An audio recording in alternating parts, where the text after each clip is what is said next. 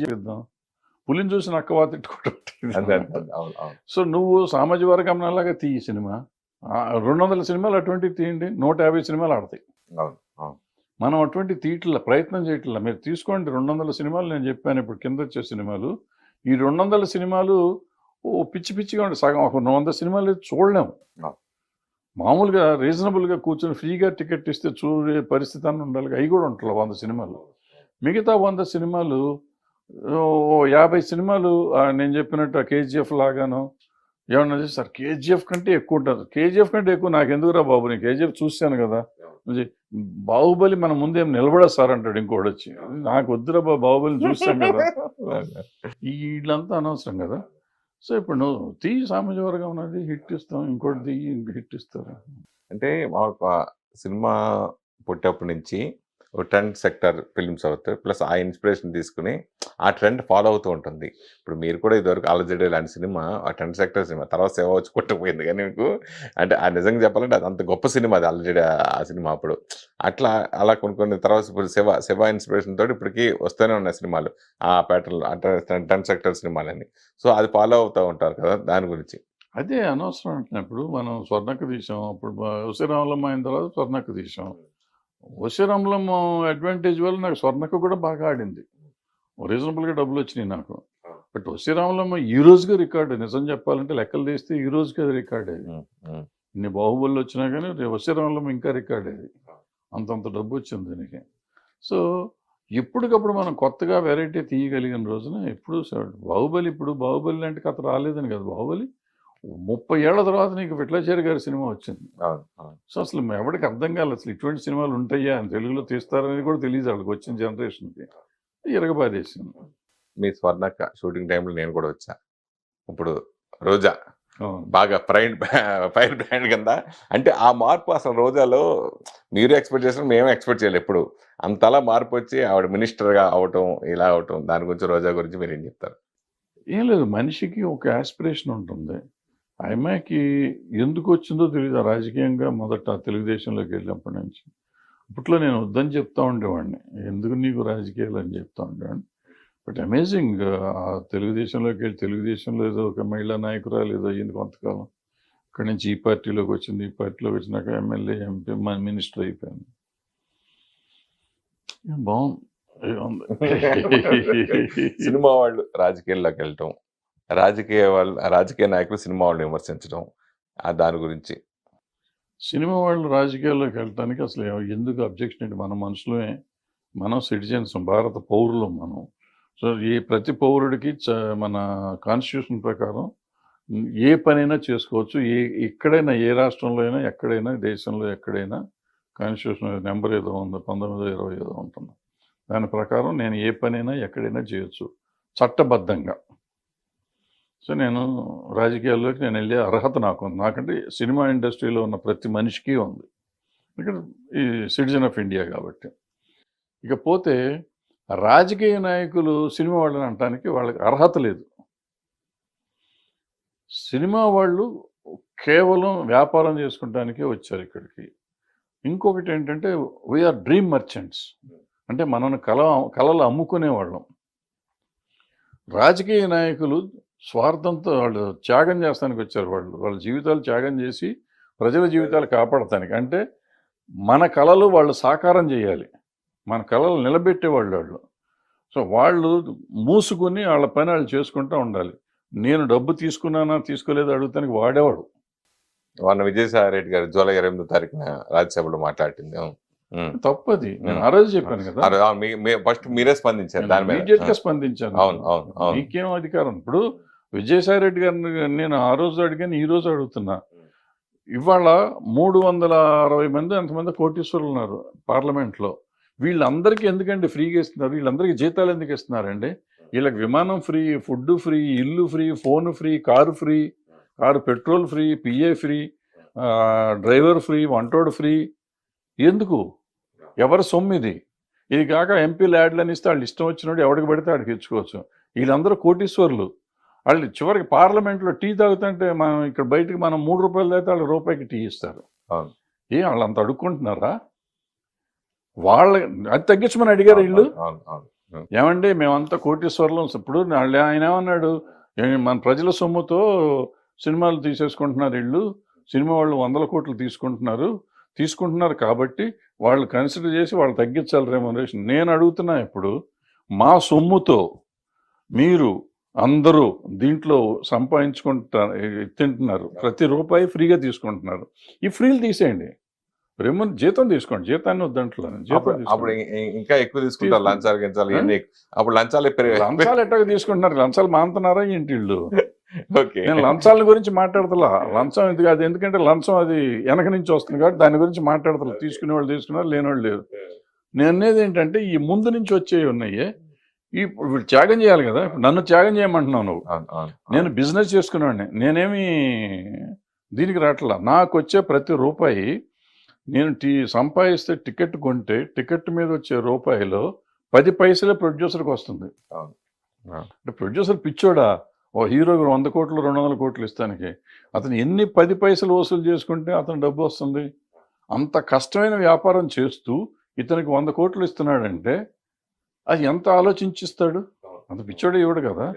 మరి అటువంటి వ్యాపారం చేస్తున్న వాళ్ళని ఇక్కడ నువ్వు ఏమీ చేయకుండా ఎలక్షన్లో గెలిచిపోయి మా సొమ్ముతో మిమ్మల్ని ఉద్ధరిస్తామని చెప్పి వచ్చి మొత్తం ఫ్రీగా తీసుకుంటూ దేశాన్ని దోసుకు తింటా ఉంటే మిమ్మల్ని గురించి మేము మాట్లాడాలా, మమ్మల్ని గురించి మీరు మాట్లాడాలా? ఓకే, ఎవరు మాట్లాడాలి? సినిమా వాళ్ళ గురించి రాజకీయ నాయకులు మాట్లాడాలి, రాజకీయ నాయకుల గురించి సినిమా వాళ్ళు యాజ్ ఇట్ ఈస్గా ప్రజలు. సినిమా వాడైనా కానీ ప్రజ.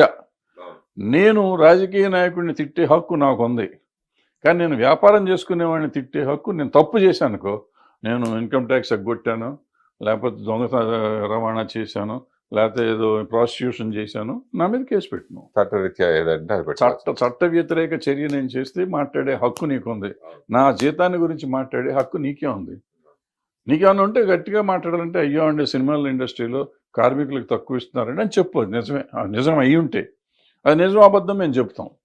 అంతే తప్ప వాడని తీసుకున్నాడు వీడిని తీసుకున్నాడు నువ్వే ఓడిపోయా, నువ్వు తీసుకునే దాని గురించి మాట్లాడు. నేను I would have been happy అండి. ఆయన ఏమండి మనంతా డబ్బు ఉన్నవాళ్ళం ఇంత తీసుకుంటున్నాం, ప్రజల సొమ్ము వేస్ట్ అయిపోతుంది, మనం ఇవన్నీ క్యాన్సిల్ చేద్దాం అని ఒక మాట అని ఉంటే అసలు ఆయన కాళ్ళకి దండం పెట్టేవాడిని. ఆయన విజయసాయి రెడ్డి అలా మాట్లాడినప్పుడు మీలాంటి వాళ్ళు అరాకొర మాట్లాడారు. ఇంకా ఒకసారి ఆ ఫంక్షన్ లో చిరంజీవి గారు మాట్లాడేటప్పటికి వరుసగా మీద పేరు పొలిటికల్ అందరూ కూడా పకోడీ గాళ్ళు అని ఇట్లా రకరకాలుగా కామెంట్ చేయడం. ఎందుకు పరిశ్రమ నుంచి ఎవరు స్పందించలేకపోయారు? మనకి సిగ్గులేదు. చివరికి చిరంజీవి గారు చెప్పారు, చిరంజీవి గారికి హ్యాట్స్ ఆఫ్. ఎందుకంటే ఇంతకాలానికి ఆయన ధైర్యం చేసి చెప్పాడు. అది ఆయన మాట్లాడు మామూలుగా ఎప్పుడు మాట్లాడాడు ఫస్ట్ టైం మాట్లాడాడు. ఎవరు నిలబడ్డారు, ఎవరు మాట్లాడారు అసలు? నేను ఆయనకి పర్సనల్గా చెప్పా, ఏమంటే మీకు ఎవరు రారు, ఆయన సీఎం దగ్గరికి వెళ్ళినప్పుడు చెప్పి ఎవరు రారు మీరు ఇంట్లో ఇన్వాల్వ్ అవుద్దని ఆయనకి చెప్పాను. ఆయన కోపం వచ్చాడు. సీఎం దగ్గరికి వెళ్ళి వీళ్ళందరిని తీసుకుని ఆ రోజే చెప్పా, మీరు ఇందులో ఏలు పెట్టొద్దు, ఇదేంటి తేనె తుట్టిది, మిమ్మల్ని కరుస్తే తప్ప ఎవరు రారు మీ దగ్గరికి అని చెప్పాను ఆయనకి. అడగండి మీరు, నేను చెప్పానో లేదో అడగండి. ఓకే ఓకే ఓకే చెప్పాను. ఆయన చెప్పారు రారు, ఎందుకు వస్తారు వీళ్ళు, వాళ్ళ అవసరానికి చిరంజీవి గారిని వాడుకుంటారు, మామూలుగా కాదు అసలు వాళ్ళు వాడుకుంటారు. ఈయన అమాయకుడు పడిపోతూ ఉంటాడు. చెప్పానండి ఆయన చెప్పే, నా బాధ్యతగా నేను చెప్పాను. నా సంబంధం లేదు ఇక ఎంత మనకేం, నన్ను ఇంట్లో మనిషిం కాదు, కట్టేసి వెళ్తానికి వీల్లేదు అనలేం కదా. మనకు ఇప్పుడు మామూలుగా మనలో మనకి కొంచెం శత్రుత్వంగా ఉంటాం. ఒక పార్టీలో కొంతమంది ఉంటారు, ఇంకో పార్టీలో కొంతమంది ఉంటారు. టీడీపీలో కొంతమంది ఉండొచ్చు, వైసీపీలో కొంతమంది ఇంకా వీళ్ళు మళ్ళీ ఇప్పుడు పోసాన్ గారు లాంటి కానీ ఇటువంటి కాంట్రవర్సీ కానీ మాట్లాడడం, ఒకళ్ళు తిడతాం కానీ ఇంకోళ్ళు తిడతాం కానీ, సినిమా వాళ్ళకి గొడవ, ఆ రాజకీయాల వాళ్ళు సినిమాలు కొట్టుకోవడం, దెబ్బలాడుకోవడం, వాటి గురించి మీరేం చెప్తారు? అంటే నేను వాళ్ళు సినిమా వాళ్ళుగా నేను కన్సిడర్ చేయను, బయట తిట్టుకోవటం మొదలెడుతుంది. ఎందుకంటే ఇతను ఎక్కువ అతను తక్కువ అనేది లేదు, అందరూ అదే మాట్లాడుతున్నారు. ఆ భాష బాగలేదు, చండాలంగా ఉంది భాష. ఈ భాష చండాలంగా ఉంది, మాట్లాడే తీరు బాగోలేదు, ఒకళ్ళనొకళ్ళు తిట్టుకోవటం బాగలేదు, ఒక పద్ధతి బాగలేదు. ఈ సంస్కారహీనంగా ఉన్న వాళ్ళు ఏ పార్టీ వాళ్ళైనా పర్లేదు, ఏ పార్టీ వాళ్ళైనా చండాలంగా ఉంది. అది సినిమా వాళ్ళలో ఉండటం చాలా బాధపడాలి మనం. ఎందుకంటే మనం జనానికి ఒక ఎంటర్టైన్మెంట్ పంచడానికి వచ్చాం తప్ప మనం ఏం చేస్తాం లేదు. వీళ్ళు అవకాశం ఉంటే ఎంటర్టైన్మెంట్తో పాటు ఎన్లైటన్ కూడా చేస్తానికి వచ్చాం. ప్రజల్ని ఆలోచింపజేసేవాళ్ళం మనం, ప్రజలకి ఎంటర్టైన్మెంట్ ఇచ్చేవాళ్ళం మనం. చాలా తక్కువ డబ్బులతో ఎంటర్టైన్మెంట్ ఇచ్చి ఎన్లైటన్ చేయగలుగుతున్నాం. అటువంటి మనం ఈ ద్వేషభావాన్ని ఎప్పుడైతే పెంచుతున్నామో, అది సినిమాల్లో కానీ బయట కానీ, అది చాలా తప్పు, అది అవసరం లేదు మనకి. ఇప్పుడు ప్యారడీలు తీయటం వేరు, లేదంటే ఓ ఓ సినిమాలో మనం ఇప్పుడు రామారావు గారి మీద వాళ్ళు తీశారు, ఎవరు మన కృష్ణ గారు వాళ్ళు తీశారు. అవును. యాష్ వాళ్ళు కనపడితే రామారావు పిలిచి ఏం బ్రదర్ బాగా చేశారు అన్నారు ఆట. సో అలా ఉండాలి మనం కూడా, అంత స్పోర్టివ్గా ఉండాలి. అది వదిలిపెట్టి వాళ్ళు బూతులు తిట్టి, వాళ్ళు తిట్టారు కదా అని మనం వాళ్ళని బూతులు తిట్టి ఎక్కడికి వెళ్తాం? సంస్కారం ఎక్కడికి పోతుంది? మన మనుషులమా ఇంకేమన్నా? అసలు అర్థం కావట్లేదు. సిగ్గుపడాల్సిన విషయం అది. ఎవరైనా కానీ ఒక పర్టికులర్ పేరు కాదు, మనం చాలామంది ఉన్నారు, అనవసరం పేర్లు ఎత్తడం. అదే మీరెందుకు రాజకీయాలకు దూరంగా ఉన్నారు? మనకి రాజకీయం వస్తున్నాం, ఇట్లా మాట్లాడితే ఎవడిస్తాడు మన రాజకీయంలో? ఎవరు రానివ్వరు మన దగ్గర. పార్టీ సపోర్ట్ గాను అంటే ఒకటిగా ప్రాబ్లం ఏంటంటే నా ఇష్టాలు ఉంటాయి నాకు. ఇప్పుడు నేను ఫర్ ఎగ్జాంపుల్ నేను చెప్తాను, ఇప్పుడు చిరంజీవి గారి విషయం నాకు చెప్పాను, నేను ఇది రైట్ అని చెప్పాను, అది తప్పు అని చెప్పాను. నేను ఒక చోట ఉండి వాళ్ళని రైట్ తప్పు అంటే ఒప్పుకోరు, ప్రతిదానికి రైట్ అంటేనే ఒప్పుకుంటారు ఎవరైనా కానీ. ఈ సమాజం వాళ్ళు ఎట్టా ఉందంటే, నేను అన్నిటికీ ఊ కొడతాం, చిడతల్లాగా తయారైతే బాగుంటుంది. మంచి ఏంటి చెడు ఏంటి అని చెప్తే ఎవరికి నచ్చదు. సో పొలిటికల్ పార్టీ కూడా సేమ్ ప్రాబ్లం అవుతుంది. అంటే మీకు భవిష్యత్తులో ఎవరైనా ఆఫర్ చేస్తే మీరు రాజకీయాలకు చాలాసార్లు ఆల్రెడీ ఆఫర్ చేశారు నాకు, నేను ఎప్పుడు దాన్ని పెద్ద ఇంట్రెస్ట్ చూపించలేదు నాకు. ఎందుకని? ఎందుకనంటే ఇదే చెప్తున్నా కదా, ఇదే ప్రాబ్లం. రకరకాలు ఉన్నాయి నాకు. సమస్య అంటే ఆన్ రికార్డ్, నేను ఆన్ కెమెరా నేను కొన్ని చెప్పకూడదు. ఈ మధ్యన అప్పుడప్పుడు సడన్ గా మీరు కొంచెం అంటే ఆ సందర్భోచితంగా మాట్లాడినా మీరు మాట్లాడింది బాగా వైరల్ మొత్తం రివర్స్ అవటం, కాంట్రవర్సీ అయిపోవడం, కాంట్రవర్సీలు ఇరుక్కుపోవటం. అట్లా రీసెంట్గా మొన్న జరిగిన ఛాంబర్ ఎలక్షన్స్ కూడా ఏంటి ఎంత దారుణంగా ఉంటుందని మీరు అలా చెప్పడం, అది చాలా మంది బాధపడ్డారు ఆ విషయాల్లో. అది ఎందుకు అట్లా మీరు ఎందుకు మాట్లాడారు? బాధపడుతుంది? దాంట్లో ఎందుకు బాధపడాలి? ఛాంబర్ మనం ఎందుకు పెట్టుకున్నాం? ఛాంబర్ ఎందుకు పెట్టుకున్నాం? సినిమా ఇండస్ట్రీలో ఉన్న అన్ని శాఖలకి మంచి చేయటానికి పెట్టుకున్నాం. మీరు కూడా ఛాంబర్ చేశారు కదా? దాన్ని ఎందుకు పెట్టుకున్నాం? దాన్ని వదిలిపెట్టి ఆ పబ్లిసిటీ ఏంటి, ఆ క్యాన్వాసింగ్ ఏంటి, ఆ డబ్బులు ఏంటి, ఆ ఖర్చు ఎంత పెట్టారు, ఆ వెనక పోస్టర్స్ ఎంత పెట్టారు, ఎవరి కోసం పెడుతున్నాం? ఏం చేస్తానికి అక్కడ ఏమైనా ఉందా? డబ్బులు ఉన్నాయా? దోసుకెళ్తానికి వచ్చాం మనం? ఎందుకు బాధపడకూడదా? కోప్పడకూడదా దానికి?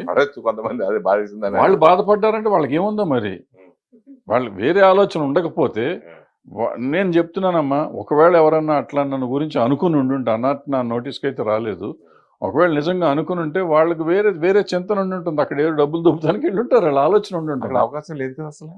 ఉందేమో వాళ్ళకి, మనకేం తెలుసు? ఎందుకు బాధపడాలి? నేను ఏమన్నాను, డబ్బులు వేస్ట్ చేయటం ఎందుకు? మనం అంతా చూసిన వాళ్ళమే కదా, అంతంత డబ్బు ఎందుకు ఖర్చు పెట్టాలి? ఇంత డబ్బు ఖర్చు పెట్టే బదులు మనం 1000 రూపాయలు పెన్షన్ ఇస్తే పాపం ప్రొడ్యూసర్ లైన్లో వచ్చి తీసుకుంటున్నారు కొంతమంది, ఎగ్జిబిటర్లు ఇబ్బందులు పడుతున్నారు, డిస్ట్రిబ్యూటర్లు ఇబ్బంది పడుతున్నారు, అందరికి 1000 రూపాయలు 2000 రూపాయలు ఇవ్వాలనే పరిస్థితి కూడా ఉంది మన దగ్గర. నువ్వు ఆ రోజున ఖర్చు పెట్టిన దగ్గర 25-30 లక్షలు, 1 కోటి రూపాయలు కూడా అయ్యిందేమో నాకు తెలియదు ఖర్చులు మొత్తం అందరికి కలిపి. అంత డబ్బు అక్కడ డిపాజిట్ చేసి నువ్వు చాలా మందికి సేవ చేసి ఉండొచ్చు కదా. ఇప్పుడు నేను సేవ చేస్తానికి వస్తాననే కదా అక్కడికి వెళ్ళేది. ఇందాక నేను రాజకీయ నాయకులను తిట్టినట్టు ఛాంబర్లో సేవ చేయడానికి ఎందుకు వస్తున్నావు? నువ్వు ఇండస్ట్రీకి సేవ చేయటానికి అంతే కదా. 24 క్రాఫ్ట్స్ బాడీ కదా అది. ఇండస్ట్రీకి సేవ చేస్తానికి నువ్వు వచ్చినప్పుడు ఎందుకు డబ్బు ఖర్చు పెడుతున్నావు? ఏంటి నీ ఉద్దేశం ఏంటి? ఇండస్ట్రీ మంచి, ఇప్పుడు డబ్బు ఖర్చు పెట్టి నువ్వు నాయకుడు అవుదాం అనుకున్నా అయిపోయింది కదా. నువ్వు నీ ఇంటెన్షనే రాంగ్గా ఉంది అక్కడ. ఇంకా నువ్వు బాధపడతావు ఎందుకు? నేను అన్న మాటకి బాధ ఎందుకు పడాలి? పడితే నీ తప్పు, నా తప్పు కాదు. నేను రాజకీయ నాయకుడిని తిట్టే నాకు హక్కు ఉన్నప్పుడు నువ్వు ఎలక్షన్ చేసినప్పుడు ఇక్కడ కూడా తప్పే కదా. మన సినిమా వాళ్ళని మాత్రం తిట్టకూడదు, వాళ్ళని మాత్రం తిట్టాలంటే మీ దాసరి గారి దగ్గర మీరు, సి కళ్యాణ్ గారు, వీళ్ళందరూ కూడా ఆయన అడుగుజాడల్లో సమస్యలు వచ్చినా పరిష్కరిస్తూ చేస్తూ వచ్చారు. ఇండస్ట్రీకి సంబంధించి ఏ ప్రాబ్లం వచ్చినా. అలాంటిది సి కళ్యాణ్ గారు మొన్న ఓడిపోవడానికి మెయిన్ రీజన్ ఏంటి మీ దృష్టిలో? ఓడిపోలేదు, ఆయన గెలిచాడు కదా, ఆయన గెలిచాడు. ఇప్పుడు అది ఎలక్షన్ అన్నాక మామూలే. ఇప్పుడు ప్రొడ్యూసర్ సెక్టర్లో ఆయన గెలిచాడు, అందరూ గెలిచారు. ప్రొడ్యూసర్ సైడ్ నుంచి ఈయన గెలిచాడు, ఆయన గెలిచాడు. వాళ్ళకి ఆయనకి మెజారిటీ ఉంది, ఆయన వచ్చాడు, అంతే సింపుల్. దాంట్లో ఓడిపోవటానికి కారణం వేరే కారణాలు ఏమి ఉండవు. ఇప్పుడు అందరూ గ్రూపులు అయిపోయినాయి కదా, గ్రూపుల మీద అట్లా వస్తూ ఉంటుంది. ఒకళ్ళు ఓటమి ఒకళ్ళు గెలుపు కామనే కదా. అయితే కళ్యాణ్ గారు మీతో బాగా అవినాభావ సంబంధం కదా, ఆయన ఓడిపోవటానికి రీజన్ ఏంటి అన్నారు? రీజన్ ఏం లేదమ్మా, రాజకీయం ఇదంతా రాజకీయం ఏముంటుంది, రాజకీయమే, ఎవరి రాజకీయం వాళ్ళకు ఉంటుంది. దాని గురించి ఏం మాట్లాడతాం మనం, మనకి నిజంగా నాకు పట్టించుకోవటం కూడా లేదు, 5 ఏళ్ళ నుంచి అది పట్టించుకోవట్లేదు. ఎందుకు అట్లా దూరంగా ఉంటాయి? ఎందుకు, ఏముంది దాంట్లో? నేను ప్రొడ్యూసర్ ఛాంబర్ ప్రెసిడెంట్గా చేశాను. అవును. నేను చేసినప్పుడు దగ్గర దగ్గర 5-6 జీవోలు తీసుకొచ్చాం. అప్పుడు వెళ్ళి గవర్నమెంట్ చుట్టూ తిరిగి సబ్సిడీలు రావాలి, ఆ రోజుకి ఈ రోజుకి రాలా, ఇంకొక 3-4 కోట్ల అంత సబ్సిడీలు రావాలి మనకి. దానికి కూడా అప్పుడు ప్రయత్నం చేస్తా ఉన్నా, ఆల్మోస్ట్ అయిపోతున్న time. 2 months 3 months extension general body meeting పెట్టి తిరుపతిలో జనరల్ బాడీలో యాక్సెప్ట్ అయిపోయింది 3 months ఎక్స్టెన్షన్కి. ఆ ప్రెసిడెంట్కి ఇంకో 3 నెలలు బాడీ అంతా ఉండేటట్టు, తర్వాత ఎలక్షన్ పెట్టేటట్టు. అక్కడి నుంచి తిరిగి వచ్చాం, తిరుపతి నుంచి తిరిగి వచ్చినాక కొంతమంది పెద్ద మనుషులు అంతా కలిసి రాత్రి హడావిడి చేసి 1 week or 10 days నోటీస్ ఇవ్వాల్సిన దాన్ని కూడా బైపాస్ చేసి జనరల్ బాడీ మళ్ళీ పెట్టి ఎలక్షన్ పెట్టి తీరాల్సిందే, భరద్వాజ్ దిగిపోవాల్సిందే అని చేశారు. సరే నన్ను దింపేశారు. నన్ను దింపితే నాకు ఊడిందేం లేదు, నాకు పోయిందేమన్నా ఉందా? పోనీ సబ్సిడీ తెచ్చారు, ఈ రోజుకి రాలా. ఓకే, పాపం చాలా మంది అలా బలైపోయారు. 40 మందికి రావాలి 3 కోట్లు. ఇప్పుడు ఒక ప్రొడ్యూసర్ గారు వెళ్ళి కోర్టుకి వెళ్ళి ఆయనకు ఆర్డర్ వచ్చింది, 52% ఆంధ్ర గవర్నమెంట్, 48% తెలంగాణ గవర్నమెంట్ ఇవ్వాలని. ఆ జీవో చూసినాక నేను ఒక స్టేట్మెంట్ ఇచ్చి, ఈ రోజు వరకు ఎవరు ఇవ్వాలా, ఇంకా ఎవరు మాట్లాడతలా. నేను 3 సార్లు చెప్పా దీని గురించి. ఆ గవర్నమెంట్ ఈ గవర్నమెంట్ అంటే 2 కోట్లు 2.5 కోట్లు అవుతుంది అంతే. Okay okay. ఈ 2 కోట్లు అనేది పెద్ద విషయం కాదు. వీళ్ళు ఇన్ని కొట్టుకునే బదులు మొన్న ఎలక్షన్లో ఖర్చు పెట్టిన డబ్బులు వీళ్ళకి ఇవ్వచ్చు, లేదనుకుంటే ఆ సీఎం దగ్గరికి ఈ సీఎం దగ్గరికి వెళ్ళి డబ్బులు ఇప్పించవచ్చు. 2 కోట్లు వాళ్ళకి పెద్ద అమౌంట్ కాదు వాళ్ళ గవర్నమెంట్కి. ఇటువంటివి చేయాలి కదా.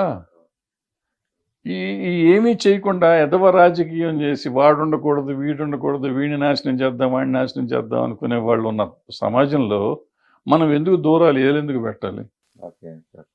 నాకు అవసరం లేదుగా. ఇప్పుడు నేను చెడు చేస్తా అంటే నన్ను పంపించేయి, నేను మంచి చేస్తా అంటే మంచి చేస్తున్నాను వద్దనుకుంటే. ఆ రోజు ఆన్లైన్ చేయించాను నేను జీవో, ఇది ఆన్లైన్ సేల్స్ ఉండాలని చెప్పి. ఆ రోజు ఆపారు. సబ్సిడీ కాదు, మన టికెటింగ్, ఆన్లైన్ టికెటింగ్. ఆ రోజు అప్పుడు నేను జీవో తెచ్చేసాను ఆ రోజు. ఆ జీవోలో అది మాత్రం పార్టిసిపేట్ చేయకుండా, అది ఇది చేయకుండా ఆపారు దాన్ని. ఇవాళ దాని గురించి మాట్లాడుతున్నారు. ఏంటి ఇదంతా? సో ఇటువంటి వాళ్ళ గురించి మనం ఎక్కువసేపు మాట్లాడుకోవటం, ఎక్కువ చేయటం అవసరం. అంటే ఇప్పుడు ప్రతి ఒక్కరికి ఒక ప్యాషన్గా అనుకోవచ్చు, లేదని అనుకోవచ్చు. మెయిన్ ఏంటంటే అన్నీ ఇప్పుడు పాన్ ఇండియా సినిమాలు అయిపోయినాయి బాగా ఎక్కువ. ఆ మోజులో కొంతమంది యంగ్ హీరోలు కూడా చాలామంది ఇది పాన్ ఇండియా సినిమా చేయాలని చెప్పేసి దర్శకులతో ఆ టైప్ కథలు మనం రెడీ చేయించుకోవడం, తర్వాత ప్రొడ్యూసర్ ప్రెషర్ వాళ్ళు చేయడం, చివరికి రిలీజ్ టైంకి వచ్చేటప్పటికి అది పాన్ ఇండియా సినిమాగా కాకుండా ఓన్లీ సౌత్ ఇండియా సినిమాలో 2 తెలుగు తమిళ ఇట్లా చేయడం ఆగిపోవడం, రియల్గా అనుకున్నది మళ్ళీ ఇలా మారటం, ఇట్లా ఎక్కువ సంఘటనలు జరుగుతాయి. మనం చూస్తూనే ఉన్నాం దాని గురించి. అంటే అసలు పాన్ ఇండియా అని అనుకున్నవాడు ఒక డాష్ వాడు. పాన్ ఇండియా సినిమా తీస్తున్నానని చెప్తే వాడు డాష్ నా ఉద్దేశంలో.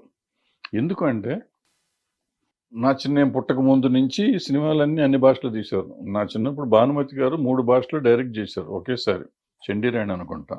హిందీ, తెలుగు, తమిళ్ డైరెక్ట్ చేసి మొత్తం నీకు ఉండాలి, నా దగ్గర ఇస్తాను నేను.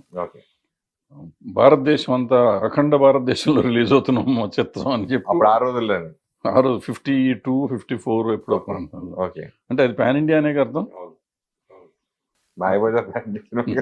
పాన్ ఇండియానేగా. పాతాళ పేరు హిందీలో ఎన్టీ రామారావు చేశారు. అవును.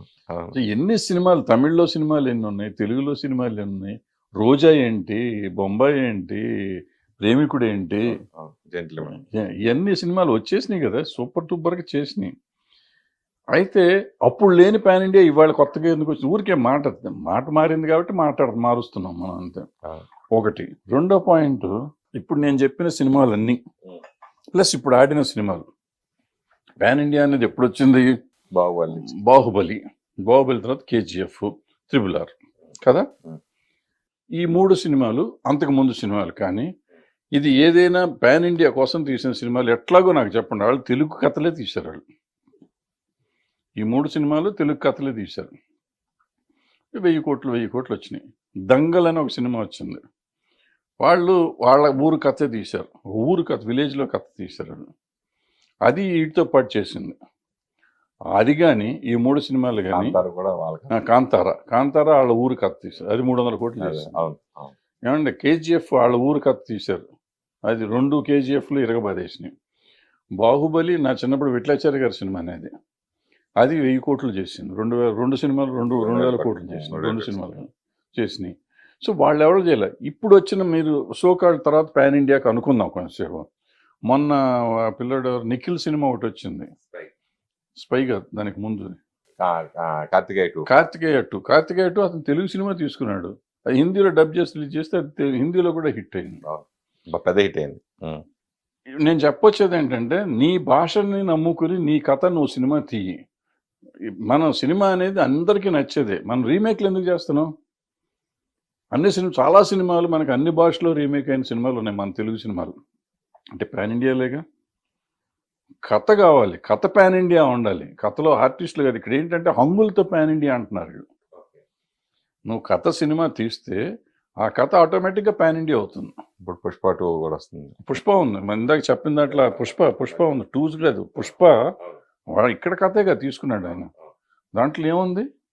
ఎర్రచందనం, నీ సూపే బంగారం అంటే మరి వాళ్ళు కూడా చూస్తారు. ఊ అంటావు హిందీ సాంగ్, అది తమిళ సాంగ్, అన్ని భాషల్లో హిట్ అవ్వాలా. సో మనం అన్నీ ఏదో రాంగ్ నోషన్లో బతికేస్తూ ఉంటాం. మనం ఎవడో పాన్ ఇండియా అని పెట్టాడు. ఇప్పుడు అతను రాజమౌళి ఒక మంచి మార్కెటింగ్ ఆయన రకరకాల పేర్లు పెడతాడు. ఆయన పెట్టిన పేర్ల పులిని చూసి నక్క వాత పెట్టుకున్నట్టు మనం వెళ్ళిపోయి మనం చేసుకుని ఏమండి, ఏ సినిమా చెప్పండి హిందీలో ఎక్సెప్ట్ సాహో, ఏ సినిమా హిందీలో పే చేసింది చెప్పండి? మనం పాన్ ఇండియా అని చెప్తున్న సినిమాల్లో మన దగ్గర పాన్ ఇండియా అనకుండా ఉన్న సినిమాలన్నీ హిట్ అయినాయి. ఇప్పుడు కాంతారా రిలీజ్ చేసిన 2 వారాలు గ్యాప్ ఇచ్చి అన్ని భాషలో రిలీజ్ చేస్తే మళ్ళీ సూపర్ హిట్ అవ్వాలా? అంటే దాని అర్థం ఏంటంటే, నువ్వు నీ రీజనల్ సినిమా నువ్వు తీసుకునేటప్పుడు బాగా తీసుకో. కొంచెం ఏం బయట ఎంత వస్తుందేమో అనుకో, 2 కోట్లు ఎక్కువ అయితే అవుతుంది. అప్పుడు ఆటోమేటిక్గా రిలీజ్ అయ్యి నీకు కంటెంట్ బాగుంటే అవుతుంది. ఆయన చార్లీ అని తీశాడు, చిన్న సినిమా, కుక్క మీద సినిమా, అది కూడా పాన్ ఇండియా వచ్చిందిగా. ఎందుకు రావు సినిమాలు? ఇందాక చెప్పిన కార్తికేయ 2 అతనికి మా 12-13 కోట్లు ఇక్కడ తీసుకున్నారు, అది 100 కోట్లు చేసిందిగా. మరి ఇంకేంటి పాన్ ఇండియా? తొక్కలో పాన్ ఇండియా అని ఎందుకు? మనం మోసం చేసుకుని దాన్ని ఖర్చు పెట్టుకుని రూపాయి తీసుకునే వాడికి 2 రూపాయలు 10 రూపాయలు మనం రెమ్యునరేషన్ ఇచ్చి, పాన్ ఇండియా కాబట్టి మనం 10 రూపాయలు రెమ్యునరేషన్ ఏమన్నా ఎక్స్ట్రా తీస్తున్నావా? నేను ఇందాక చెప్పిన చండీరాణి 3 భాషల్లో తీశారు. పూర్వకాలం సినిమాలు మీ మైండ్ ఇట్ అన్ని భాషల్లో తీసేవారు. వీలైతే 3 భాషలకి 3-3 నటులను కూడా మార్చేవారు, సైమల్టేనియస్ షూటింగ్ చేస్తూ. తెలుగుకి వీళ్ళు, హిందీకి వాళ్ళు, తమిళకి వీళ్ళు అని చెప్పి హీరో హీరోయిన్లు కాకుండా మిగిలిన వాళ్ళందరూ మార్చారు. సపోర్టింగ్ కొన్ని చాలా తక్కువ. అది పారాడబ్బింగ్ లాగా చేస్తున్నారు. అది కాదు, సినిమా షూటింగ్ అప్పుడే నా షార్ట్ తీసి మళ్ళీ మీ షార్ట్ తీస్తారు. అట్లా తీసినవి ఉన్నాయి సార్, తీసేవారు సినిమాను. అది పాన్ ఇండియా అంటే ఒక రకంగా. ఇదేం పాన్ ఇండియా అండి? ఇది మోసం, ఒకరినొకరు మోసం చేసుకోవడం, మనం మోసం చేసుకోవటం. ఎవరిని మోసం చేయట్లేదు, మనం మోసపోతున్నాం. మనం మోసం చేసుకుని మనం మోసపోతున్నాం. ఇప్పుడు మనం కొన్ని టైంలో కొన్ని హిట్స్ రకరకాల చూస్తూ ఉంటాం మనం. కానీ ఈ సంవత్సరం పర్టికులర్ వచ్చేసరికి బలగం చిన్న సినిమాగా రిలీజ్ అయ్యి పెద్ద హిట్ అవ్వటం, ఇప్పుడు సామాజ వర్గమన, ఇప్పుడు బేబీ సినిమాలు, ఇలా మీరు కూడా చిన్న సినిమాలుగా చేసిన సినిమాలు పెద్ద సక్సెస్ కొట్టారు చాలా సినిమాలు. సో ఇప్పుడు ఈ సంవత్సరంలో ఈ 3 సినిమాల గురించి మీ అనాలిసిస్? ఏం లేదు, ఇప్పుడు సామాజ వర్గమన చక్కగా ఫ్యామిలీ సరదాగా ఉంటుంది, మొత్తం ఫ్యామిలీ కూర్చొని చూడొచ్చు, ఫుల్ ఎంజాయ్మెంట్ సినిమా ఆడింది. బలగం లాంటి సినిమా అసలు ఆలోచనే లేదు. అతను ఇప్పుడే కాదు, 5-6 ఏళ్ల కింద 7 ఏళ్ల కింద వేణు కాదు దిల్ రాజు ఆ సినిమా తీశాడు. దిల్ రాజు శతమానం భవతే తీశాడు, నేషనల్ అవార్డు కొట్టాడు. ఆ సినిమా ఆ రోజునే వచ్చింది కదా సినిమా. ఫ్యామిలీ, అది అవుట్ అండ్ అవుట్ ఫ్యామిలీ. అవును అవును ఆ రోజున అది చేయలేదు కాబట్టి వాళ్ళు చేసి ఉంటే అది నా ఉద్దేశంలో అది కూడా పాన్ ఇండియా సినిమా అయ్యి ఉండేది. చేయలేదు వాళ్ళు. So family subject. ఇప్పుడు ఇది వచ్చేటప్పటికి ఫ్యామిలీ. అది ఆ రోజున సూపర్ హిట్ అయింది. ఆ తర్వాత ఇది మళ్ళీ ఫ్యామిలీ సబ్జెక్ట్ వచ్చింది. ఇది కొత్త ఆర్టిస్టులను పెట్టి మొత్తం తెలంగాణలో ఉన్న ఆ చావు మీద వచ్చే ఇది ప్రతి ఇంట్లో జరుగుతుంది. తెలంగాణలోనే కాదు, ఆంధ్రాలో కూడా అదే జరుగుతుంది. Hmm. ప్లస్ మీకు అక్కడ చక్కగా కాకి సెంటిమెంట్ పెట్టి అంటే నీళ్ళు మనం అందరం కలిసి ఉంటేనే మనం ఓ నమ్మకం కాకి ముట్టుకుంటాం. ఎందుకంటే మన వాళ్ళ ఆత్మ శాంతించాలంటే వాళ్ళ కోరిక నెరవేరాలి, చచ్చిపోయే ముందు కోరిక నెరవేరాలి. ఆ కోరిక ఏంటంటే అందరూ కలిసి ఉండాలి. చాలా అద్భుతమైన కాన్సెప్ట్. సో ఇప్పుడు మనం అందరం కొట్టుకు వస్తున్నాం, రోజు తెల్లారులేస్తే కొట్టుకోవటమే కదా. మనం కలిసి ఉండాలని చెప్తే సంభవ్ ఎక్కడో కనెక్ట్ అయ్యారు పబ్లిక్. ఎందుకంటే మన ఇళ్లలో ఎవరన్నా చచ్చిపోగానే మన ఆస్తుల కోసం కొట్టుకోవటం ఇవన్నీ మామూలు రొటీన్ కథలే. అది చూసేసరికి ఒకటికాడికి ఒక చిన్న షాక్ వచ్చింది. లేకపోతే ఆంధ్రాలో ఆడతాం ఏంటి, తెలంగాణ సినిమా కదా, ఆంధ్రాలో ఎందుకు ఆడింది, ఆంధ్రాలో సూపర్ హిట్ కదా అది. సో అట్లా అది వచ్చింది. ఈ తర్వాత బేబీకి వచ్చేటప్పటికి ఇవాళ సమాజంలో జరుగుతుంది, ఈ అమ్మాయిలు ఏమి రెక్లెస్గా ఉంటున్నారు అనేదాన్ని వాళ్ళు కళ్ళకు కట్టినట్టు చూపించినట్టు అనిపించింది. వాళ్ళకి అనిపించింది. అది రైటా తప్ప అని డిస్కషన్కి వెళ్తే అది వేరే సంగతి.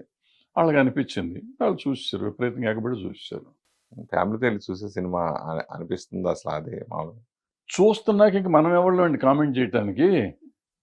ఇప్పుడు నాకు నచ్చి నేను చూసేస్తున్నా కానీ అది కరెక్టా తప్పు అంటే 100 కోట్లు అయిపోయింది. అయిపోయింది. మన ఇప్పుడు నువ్వు తప్పు తప్పు అయితే ఏంటయ్యా అంటాడు.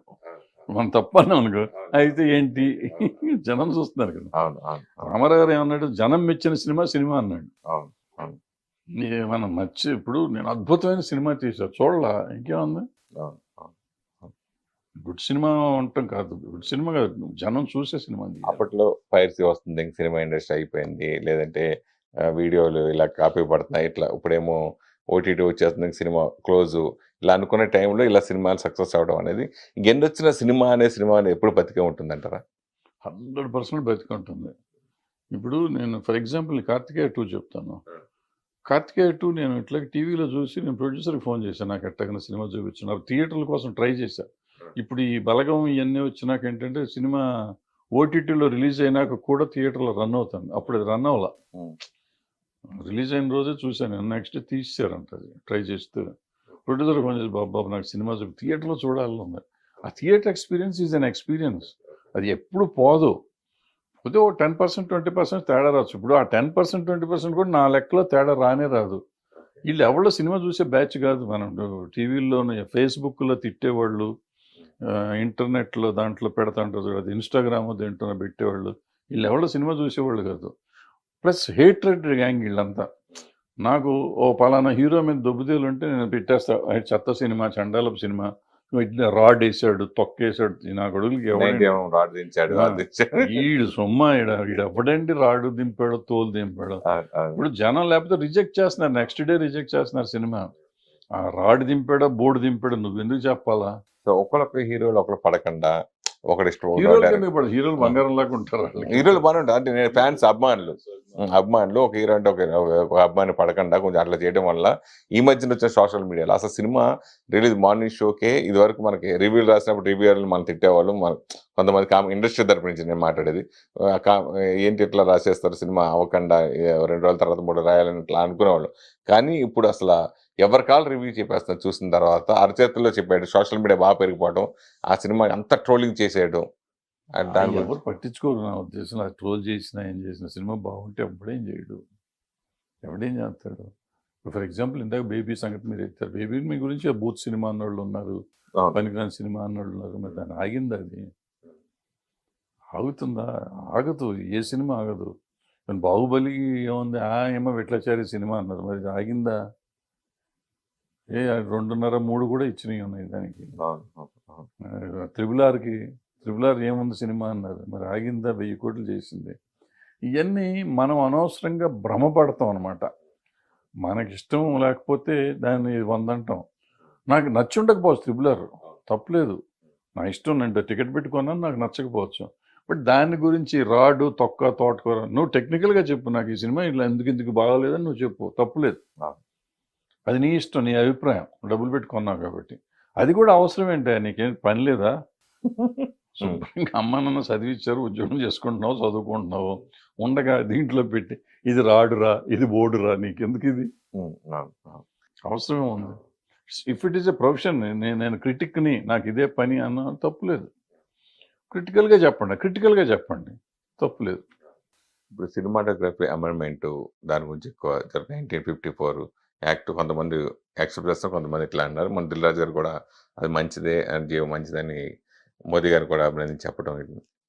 అది మంచిదంటే ఏముంది దాంట్లో, వాళ్ళు శిక్షా స్మృతి పెంచాం అన్నారు.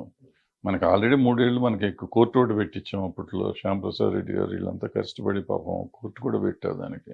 ఇండియాలో ఎక్కడా లేదు, ఇక్కడ ఉంది. ఇప్పుడు కోర్టు పని చేయట్లేదు అనుకోండి. సో ఇట్లాంటివి చేసాము, పెట్టారు. దానివల్ల ఎంత లాభం ఉంటుందనేది కావాలి. చట్టాలు చేయటం ముఖ్యం కాదు. ఇప్పుడు ఇక్కడ జరిగినప్పుడు నిర్భయ చట్టం తెచ్చారు. నిర్భయ చట్టం తెచ్చి నిర్భయ కేసే 7 ఏళ్ళు పట్టింది. ఏముంటుంది, ఏం వస్తున్న కేసు, మనం చట్టం మార్చినందువల్ల మనకి ఎంతవరకు మార్పు వస్తుంది అనేది ఆలోచించాలి. ప్రతి చట్టం మంచిదే, ప్రతిదీ ఎవరు చేసినా ఎవరు చెడు ఉద్దేశంతో చేస్తారని నేను అనుకున్నాను. బట్ దాన్ని ఆచరణలోకి ఎలా తీసుకురాగలం, ఆచరణ యోగ్యమా ఆమోదక యోగ్యమా అనేది చూసుకోవాలి. ప్లస్ ఇంకోటి ఏంటంటే, సినిమాల గురించి ఎప్పుడన్నా చట్టాలు తీసుకుంటే సినిమా వాళ్ళని కూడా కన్సిడర్ చేయాలి. ఎవరో ఒకరిని, ఆర్గనైజేషన్స్ ఉన్నాయి కదా, ఎవరి ఇష్టం వచ్చినట్టు అటు తీసేసి చేసేస్తుంటే. అందువల్ల కాపీరైట్ యాక్ట్ చేశారు. కాపీరైట్ యాక్ట్ ఏంటంటే, ఇప్పుడు నేను సినిమా తీస్తున్నా, నేను ఒక కథ తీసుకున్నా, కథలో ఒక సిచ్యువేషన్ తీసుకుంటా, తీసుకుని దానికి ఒక పాట రాయిస్తాను. అంటే సిచ్యువేషన్ నేను ఇస్తున్నా, పాట నేను ఇస్తున్నా, మ్యూజిక్ డైరెక్టర్ డబ్బులు ఇస్తున్నా, రైటర్కి డబ్బులు ఇస్తున్నా, ఆర్కెస్ట్రాకి డబ్బులు ఇస్తున్నా. కానీ హక్కు నాది కాదు. పాట మీద హక్కు నాది కాదు. పాట మీద హక్కు ఎవరిదో రైట్స్ కొనుక్కున్న వాళ్ళదంట. దానికి ఇప్పుడు నేను నా ఫిల్మ్ నగర్ క్లబ్లోనో లేకపోతే మన ఆఫీస్లో పండగ ఏదైనా ఫెస్టివల్ చేసి, నా సినిమా 100 days ఫంక్షన్ చేసి నేను పాట పెట్టుకుంటే నేను వాళ్ళకి వచ్చి డబ్బులు ఇవ్వాలి. ఇది ఎక్కడ కూడా నేను ఇన్ని కోట్లు ఖర్చు పెట్టి నేను సినిమా తీస్తే నేను సిచ్యువేషన్ ఇవ్వకపోతే ఆయన పాట రాసింది నేను కొనుక్కున్నట్టు అనుకోవచ్చు. డబ్బులు ఇచ్చేది అక్కడ వెస్టర్న్ కంట్రీస్లో ఉండేది. వెస్టర్న్ కంట్రీస్లో ఏంటంటే ప్రైవేట్ ఆల్బమ్స్ అన్ని, వాళ్ళకి సినిమాలో మ్యూజిక్ లేదు. మనకి సినిమాలో పార్ట్ మ్యూజిక్. ఇప్పుడు మనకి ఎంత దరిద్రం అంటే, మనం సినిమా తీస్తే ఆడియో కంపెనీకి ఇచ్చేస్తే ట్రైలర్ వేసుకుంటానికి, ట్రైలర్లో యూట్యూబ్ రైట్స్ మనవి కాదు, ట్రైలర్ వాళ్ళు వేయాలి, మన వేస్తానికి వీలు లేదు. ఇది ఎక్కడ సినిమా ట్రైలర్ వేసుకుంటానికి కూడా హక్కు లేని దౌర్భాగ్యపు స్థితిలో ఉంది మనం. మరి మీకు డబ్బులు ఇస్తున్నారు కదా ఎవరు? ఆడియో కంపెనీ కొనుక్కున్న వాళ్ళు ఇవ్వద్దు మనీ. మీరు అమ్ముకోకుండా ఉంటే మీకే ఉంటుంది కదా. అట్లా కాదు, నాకు డబ్బులు దేనికి ఇస్తున్నారమ్మా? రైట్స్ తీసుకున్నందుకు, ఆడియో రైట్స్ తీసుకుని ఆడియో రైట్స్ మీద అతను సంపాదించుకుంటున్నాడు కదా, దాన్ని మనం అడగట్లేదు కదా. లాస్ వచ్చి కూడా ఉంటాయి కదా. ఇప్పుడు సినిమా డిజాస్టర్ అవుతుంది, నేను వెళ్ళి అతను అడుగుతున్నాను, అతను కదా కొనుక్కుంటున్నాడు, నేను అడగట్లా. అది నీ వ్యాపారం, నువ్వు లాభం వస్తే నువ్వు తీసుకుంటున్నావు, నష్టం వస్తే కూడా నువ్వు తీసుకోవాలి. అంతే తప్ప ఇది నన్ను వ్యాపారం చేసుకోనివ్వద్దంటాను. నువ్వెవడు? నేను తయారు చేసే ప్రోడక్ట్ని, నేను మొత్తం ప్రోడక్ట్ తయారు చేసి ఒట్టి పాటలే తయారు చేయాల. ఆ ప్రోడక్టు, ఈ పాటలు నా సినిమాలో ఇది. ఇప్పుడు అల్టిమేట్గా టీవీ ఛానల్లో సినిమా కొనుక్కుంటాడు శాటిలైటు, అతను కూడా వాళ్ళకి డబ్బులు ఇవ్వాలి. ఏది ప్రోగ్రాంలు, డీలు, డ్యాన్సులు, సాంగ్ వేస్తే డబ్బు, అతని రైట్స్ అతనే ఉంటాయి. యాక్చువల్గా శాటిలైట్ రైట్స్ టీవీ ఛానల్లో ఉన్న దీనికి ఇది ఏమి న్యాయం? మీరందరూ ఏం చేస్తారు సార్? అక్కడ ఎవరు పాటలు రచయితకు ఇప్పుడు డబ్బులు వస్తున్నాయి, సంగీత దర్శకుడు వస్తున్నాయి, సింగర్స్ డబ్బులు వస్తున్నాయి, ఈ దర్శక నిర్మాతలు ఏం చేస్తున్నారు? అదే నేను అడుగుతున్నానమ్మా. ఇప్పుడు ఇంతవరకు సోదంతా అదే నేను చెప్పేది. అంటే మన దరిద్రం ఏంటంటే, అక్కడ చట్టాలు ఎందుకు జరుగుతున్నాయి అనేది ఇక్కడ ఎవరికి తెలియదు, ఎవరిని అడగరు. ఎవడో ఇన్ఫ్లుయెన్స్ ఉన్నాడు, ఎవడో చేసేసుకుంటాడు, మారిపోతూ ఉంటుంది అది. సో ఇప్పుడు ఇదంతా చెప్పింది ఏంటంటే, ఆ చట్టం గురించి, నువ్వు ఇందాక అడిగిన చట్టం గురించి, అది ఎంతవరకు పనికి వస్తుంది అనేది వీళ్ళకి ఎవరికైనా తెలుసా? ఇప్పుడు ప్రాబ్లం ఏంటంటే, గవర్నమెంట్ చేసింది మనం మెచ్చేసుకుంటే బెటరు. వాళ్ళు జిఎస్టీ ఎందుకు వేస్తున్నారని ఎవరిని అడిగారు వీళ్ళు? ఇవాళ జిఎస్టీ ఎందుకండి సినిమాకి అంత 18% జిఎస్టీయా? 18% జిఎస్టీ ఇస్తున్నాం. 100 రూపాయలు అంటే 120 రూపాయలు టికెట్ కడుతున్నాం మనం. ప్రజల మీద ప్రతి రూపాయి మీద ఇప్పుడు జిఎస్టీ వస్తుంది. ఎట్లా అకౌంటబిలిటీ అది? సో ఇవన్నీ అడగట్లేకుండా మనం వాళ్ళు ఏది చేస్తే అది రైట్, ఆహా అద్భుతం అనుకుంటే కూర్చుంటే ఇట్లాగే ఉంటుంది. అవును. అంటే ఇలాంటి సమస్యలు ఇప్పుడు మనకి మెయిన్ ఇప్పుడు చాంబరే కదా సార్ ఫైనల్‌గా మనం డెసిషన్ తీసుకొని చేసేది ఇండస్ట్రీ తరపు నుంచి. సో, ఇప్పుడు కొత్తగా 'దిల్ రాజు' గారు ప్రెసిడెంట్‌గా వచ్చారు. సో, ఇప్పుడున్న సమస్యలు ఇప్పుడు మీరు చెప్పారు పాటల గురించి, ఆడియో రైట్స్ గురించి, దీని గురించి వీళ్ళందరికీ ఒక యూనిట్ ఉంది. మన ప్రొడ్యూసర్‌లకి, డైరెక్టర్‌లకి వీళ్ళకి ఎవరికీ యూనిటీ లేకుండా పోయింది. సో, అలాంటి సమస్యలు మీకు ఇంకా అనిపించినయి ఏంటి? ఆ సమస్యల్ని ఇప్పుడు 'దిల్ రాజు' గారు పరిష్కరించగలరా? చేయగలుగుతారన్న నమ్మకం మీకుందా? మనకు తెలియదప్ప, మనకెందుకు వచ్చింది చెప్పు. వాళ్ళ రాజకీయాలు వాళ్ళే, మనకెందుకు. వచ్చినవి చెప్తా, ఆవిడని అడిగితే చెప్పాలి, అడగకుండా. ఎందుకంటే ఇక్కడ ఏదో మన ఇద్దరం చర్చించుకుంటున్నాం కాబట్టి చెప్పుకుంటూ అవును. పోతున్నాం. అవును. అవును. అవును. నాకేం తీట పట్టింది ఇళ్ళే దిల్ రాజు గారితో కూర్చుని. ఆయనకి అంత టైం ఉండదు, ఆయన బిజీ ప్రొడ్యూసర్ ఆయన కదా! బిజీ ప్రొడ్యూసర్, ఆయనకి టైం ఉండదు. ఆయన ఇంటానికి టైం ఉంటుందా, ఉండదు. మనకెందుకు చెప్పు. దాని ప్రెసిడెంట్ అయ్యారు కదా సార్. అయితే ఏం చేస్తాం. సమస్యని ఆ, నాకు అవసరం లేదు, ఇవాళ నేను సినిమా తీయట్లేదు, నాకు మరి పోదు. ఒకప్పుడు మీరు కూడా బిజీగా ఉన్నా గానీ మీరు కూడా కొన్ని సమస్యలు చేసి ఉండొచ్చు, చేయకపోయి ఉండొచ్చు. సో, నా తీట నాది, నేను అప్పుడు ఆ గోల ఉండి చేశాను. వాళ్ళకి తీట గోల ఉందో లేదో నాకేం తెలుసు. అది కాకుండా ఇవాళ ప్రొడక్షన్లో ఉన్న వాళ్ళకి తెలిసినంత నాకు తెలియదు. అవును. అవును. నేను చెప్పినవన్నీ జనరల్ ఐటమ్స్. ఇవాళ ప్రొడక్షన్లో ఉన్న వాళ్ళకి వాళ్ళు కొన్ని కొత్త వచ్చిన టెక్నాలజీ మారిపోయింది, సిస్టమ్ మారిపోయింది. సో వాళ్ళందరూ కూర్చొని మాట్లాడుకొని చేసుకోవాలి. వాళ్ళు నిజంగా అంటే ఎవరన్నా పిలవాలి, సీనియర్స్ ఎవరన్నా తెలిసిన వాళ్ళు ఉంటే పిలిచి మాట్లాడుకుని ఇంకేమన్నా చేద్దామా అని ఆలోచిస్తే బాగుంటుంది. పిలవకుండా పిలవని పేరెంటాలకి మనం వెళ్ళి నువ్వెందుకు వచ్చావు అనిపించుకోవటం అవసరం మనకి. అవును. ఇదివరకు అసలు ఏ సమస్య వచ్చినా, ఏదొచ్చినా గానీ, ఓ పెద్ద తరహాగా మీలాంటోళ్ళు చాలా మంది వచ్చి పార్టిసిపేట్ చేసేవారు. ఇప్పుడు ఆ కలుపుగోలుతనం ఇప్పుడు పోయిందా? అవన్నీ అక్కర్లేదనే కదా ఎలక్షన్లు అట్లా కొట్టుకున్నారు మొన్న. వాళ్ళు పెద్దవాళ్ళు అనుకున్నారు, కొట్టుకుంటున్నారు. పెద్దవాళ్ళు అంటే నిజంగా పెద్దవాళ్ళు వాళ్ళు. డెఫినెట్గా వాళ్ళ మార్కెట్ ఉన్న ప్రొడ్యూసర్స్ పరిస్థితిలో వాళ్ళు సూపర్ స్టార్స్ వాళ్ళంతా. వాళ్ళని కాదంటానికి ఏం లేదు, మనకి అసలు అనే హక్కు లేదు. బట్ దానికి కూడా కొన్ని పద్ధతులు ఉంటాయి, పద్ధతిగా చేసు. ఇప్పుడు దాసరి గారు ఉన్నప్పుడు కూడా మీరు కొన్ని సమస్యలు ఆయన దృష్టికి వెళ్ళకుండానే ప్లస్ ఆయనే మీకు అప్పచెప్పారు కొన్ని సమస్యల్ని. మీరు ఆయన ఆయన ఆయన చేయలేని పనులు కూడా మీరు చేశారు కొన్ని. మాకు తెలిసుండి. అలాంటి భరద్వాజ గారు ఎందుకు ఈట్లన్నిటికి బాగా దూరం అయిపోయారు? ఎందుకు దూరం అవటం ఏం లేదు. ఇప్పుడు నేను దాసనారాయణరావు గారి టైంలో ఏంటంటే, యాక్చువల్గా దాసనారాయణరావు గారు మెడ్రాస్లో ఉండేవారు, ఇక్కడ తర్వాత వచ్చారు. సో ఇక్కడ ఉన్నప్పుడు అప్పుడు నేనే మొత్తం ఇక్కడ హ్యాండిల్ చేశాను కొంతకాలం.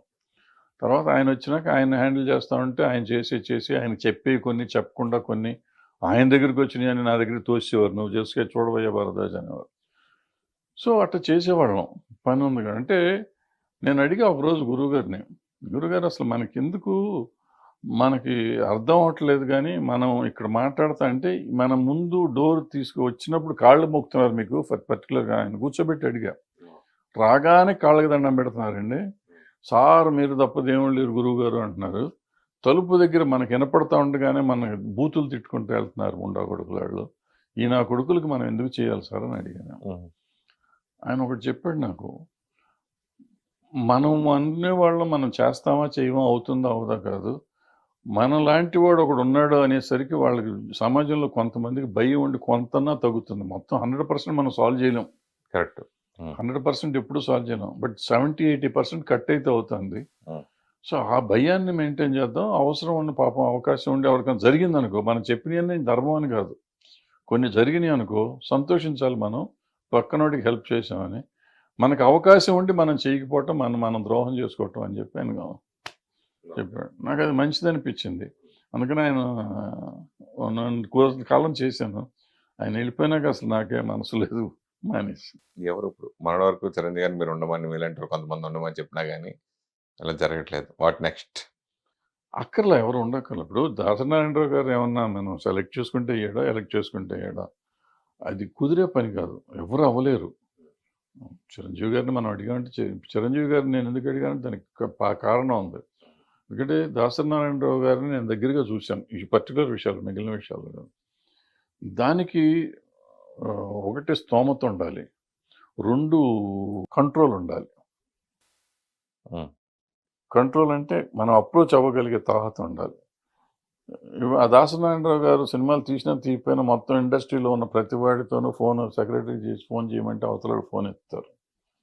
నేను నువ్వు ఫోన్ చేస్తే ఎవరు ఎత్తరు వాళ్ళ ఫోన్. బట్ చిరంజీవి గారు ఫోన్ చేస్తే ఎత్తారు. సో అందుకని చిరంజీవి గారు ఉండాలన్న.